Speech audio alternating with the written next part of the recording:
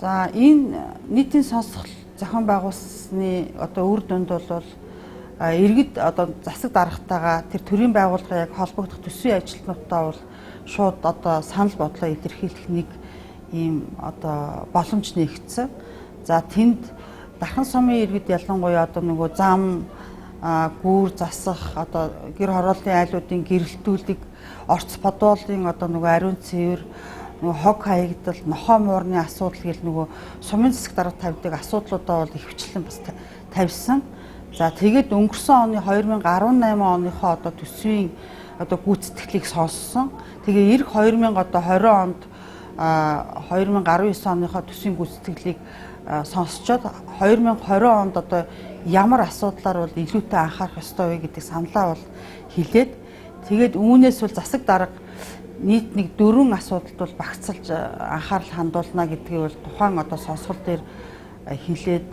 одоо амласан л да. Уг нь бол энэ сонсгол бол засаг дарга заавал гэж амлалт өгч одоо зорилготой ч биш. Ерөнхийдөө зүгээр талууд сонсоод тэр шийдвэр гаргах үйл явцдаа хэрэгжүүлэх л одоо тийм зорилготой байсан хэдий ч засаг дарга бол энийг нэлээд бас ач холбогдол өгөөд сонсоод тэр хүмүүст бол дор нь хариулаад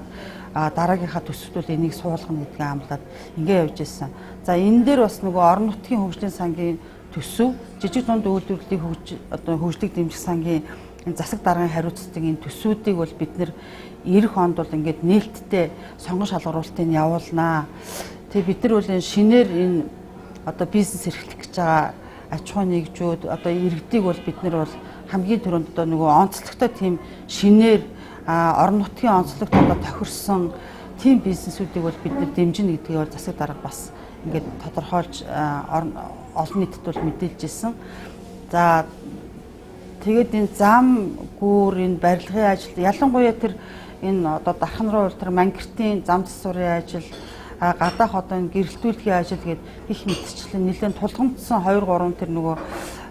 орон нутгийн одоо бүр яг тэр хөгжлийн асуудалтай холбоотой ийм 3 асуудалд бол бас анхаарлаа хандуулад энэ талаар бол яг одоо иргэдийн яг одоо тэр хийж хэрэгжүүлэхээсээ гэсэн тэр саналуудыг бол хүлээж авч 2020 оны төсөвтөд туслахаар бол одоо зорилт болгож одоо амласан. Тэгээ энэ оны 2020 оны төсвийн хүрээнд бол яг тэр ажлуудынхаа хүрээнд одоо харанхуй байсан тэр тосхны гэрэлтүүлэхийн ажил. За энэ одоо бас нэг шинэ дарханд бас байгаа нэг багийн шинээр тавьж байгаа зам мөн одоо цэцэрлэг сургуулиудын нэг өргөтгөлийн ажлуудыг бол бас яг тэр иргэдийн оролцоо, тэр иргэдийн саналд одоо үндэслээд бол хийж энэ ондоо бол төлөвлөөд ингээ хэрэгжүүлээ явж байгаа.